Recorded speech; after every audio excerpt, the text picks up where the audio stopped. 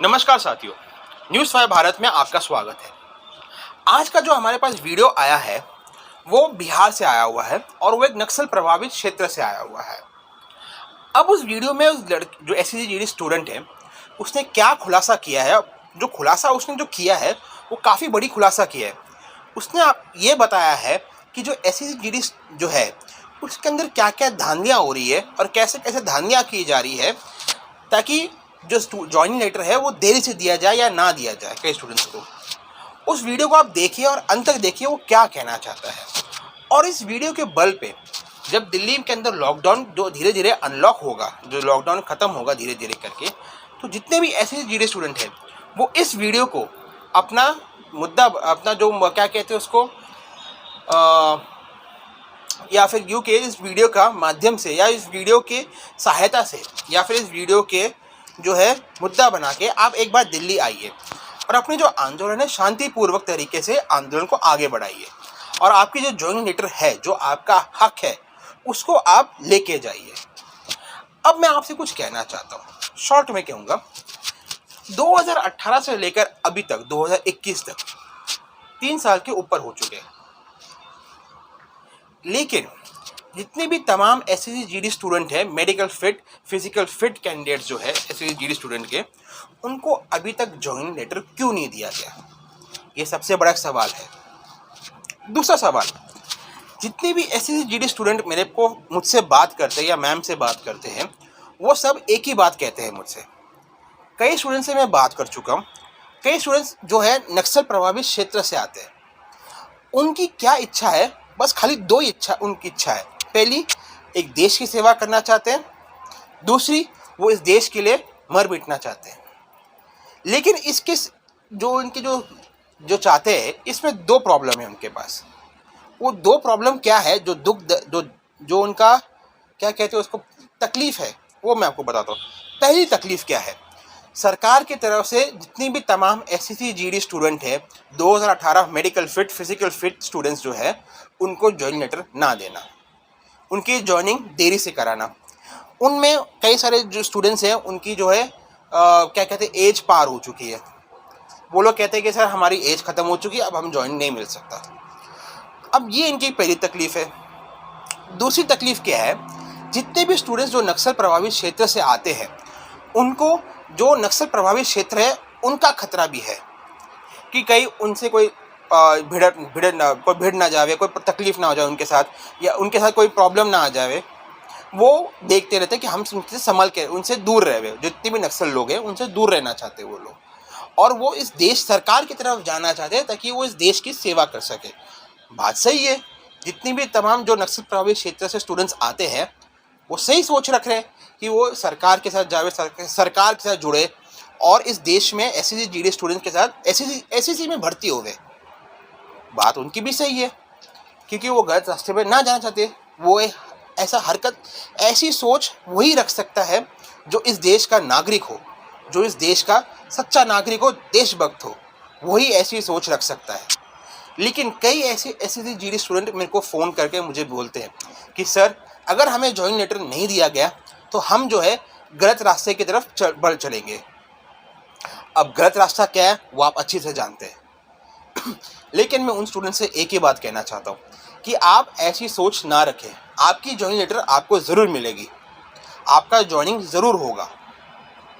मैं बस इतना ही कहना चाहता हूँ। और अंत में मैं माननीय गृह मंत्री जी से निवेदन करता हूँ कि जितने भी एससीजीडी स्टूडेंट्स हैं 2018 medical fit candidates, physical fit candidates, उन सभी को ज्वाइनिंग लेटर दिया जाए ताकि वो इस खूबसूरत देश की सेवा कर सके। और जो आज का हमारा वीडियो है वो बिहार से आया है, नक्सल प्रभावित क्षेत्र से आया है।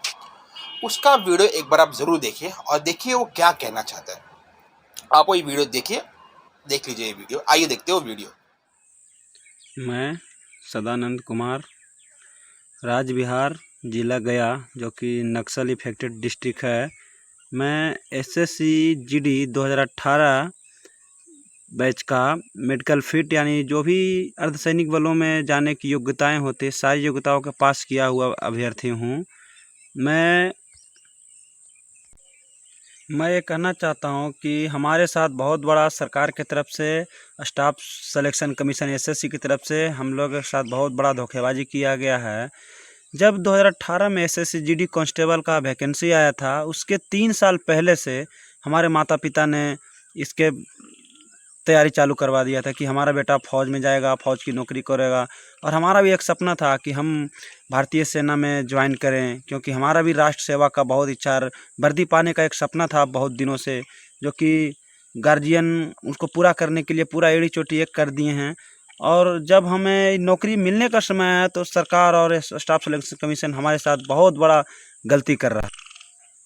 इस भर्ती का मैं 3 साल पहले से तैयारी कर रहा था, और जब 2018 में अप्लाई हुआ, 2019 में एग्ज़ाम हुआ, उसके बाद समय दर समय सभी टेस्ट हुए, फिजिकल टेस्ट हुआ, मेडिकल टेस्ट हुआ, री मेडिकल हुआ, सभी में मैं उत्तीर्ण हुआ। और जब 21 जनवरी 2021 को जब इसका फाइनल परिणाम आता है, तो हम लोगों को यह कहकर बाहर कर दिया जाता है कि हम सिर्फ 55,000 कैंडिडेट को ही लेंगे। जबकि महाशय, आप लोग खुद विज्ञापन में ये बात कह चुके हैं कि 60,210 पदों पे भर्ती थी, तो फिर क्यों 55,000 को ही आप ज्वाइन करवाइएगा? बाकी 5,000 कैंडिडेट को आप क्यों नहीं फिल कीजिएगा? आप ये कहकर क्यों टाल देते हैं कि हमने अवेलेबल कैंडिडेट को लिया? क्यों? तो 55,000 जो बचे हुए कैंडिडेट हो, क्या अवेलेबल नहीं है? वो क्या टेस्ट पास नहीं किए हैं? यही मैं सरकार से एक और बात कहना चाहता हूँ कि जहाँ जहाँ आप जो 55,000 कैंडिडेट का ज्वाइनिंग दिए हैं, मैं एक रिकॉर्ड सरकार के कानों तक बात पहुँचाना चाहता हूँ कि बिहार से सिर्फ एक स्टेट और एक पोस्ट की मैं आपको उनकी रिकॉर्ड देता हूँ कि बिहार से बीएसएफ पोस्ट जो ज्वाइन के लिए अपॉइंटमेंट भेजे हैं, उसमें से सिर्फ एक स्टेट और एक पोस्ट के लिए 161 कैंडिडेट ने ज्वाइन नहीं किया। तो महाशय, जोड़िए ना, हमारे भारत देश में 28 राज्य हैं, वहाँ से एक पोस्ट के लिए अगर 161 कैंडिडेट ज्वाइन नहीं कर रहे हैं, तो इसमें 8 पोस्टें थी, इसमें कितने भर्तियां खाली रह जाएगी? हमें अलग से वैकेंसी मत दीजिए, आप इसमें से जोड़कर हमें ज्वाइनिंग करवाइए। ये जो सारी सीटें खाली हो रही हैं, उनके जगह पे उनका निरीक्षण करके सारी पोस्टों को एक बार रिकॉर्ड लेकर के कितने सीटें खाली हुए हैं, उन जगह पे हम लोगों को भर्ती किया जाए। क्यों पता चला कि अगले वैकेंसी में इसको डालने वाले वैकेंसी को क्यों, जब इस वैकेंसी में आप सरकार के पास जब स्टूडेंट पर्याप्त मात्रा में हैं, तो फिर क्यों अगले वैकेंसी का इंतज़ार करें हम? ये जो हम फौज में जाने की सोच रहे हैं, ये कोई जॉब करने के लिए बात नहीं है। हमें वर्दी पाने का एक सपना था, वर्दी पहनने का एक सपना था, मेरा और मेरे परिवार का एक सपना था कि मेरा बेटा वर्दी में आएगा, बहुत खुश होऊंगा। लेकिन सरकार ने इस मंसूबे में पानी फेर दिया। लेकिन फिर भी हमें सरकार से बहुत आशाएं हैं, क्योंकि सरकार देश रक्षा पे, राष्ट्र हित में बहुत सारे काम किए हैं। उन सारे कामों के लिए मैं उनको सैल्यूट भी करता हूं। और ये बताना चाहता हूं कि जिस राष्ट्र सेवा के नाम पे, जिस राष्ट्र रक्षा के नाम पे आप पब्लिक को बोलकर आप सत्ता के गद्दी पे बैठे हैं, तो हम भी आपको याद दिलाते हैं, हमें भी एक देश सेवा का मौका दीजिए। हम भी देश सेवा करने के लिए आपसे मांग रहे हैं, आप हमें देश सेवा करने का मौका दीजिए। आपके पास पोस्टें जब खाली है, हम ये नहीं करें आप अलग से पोस्ट दीजिए।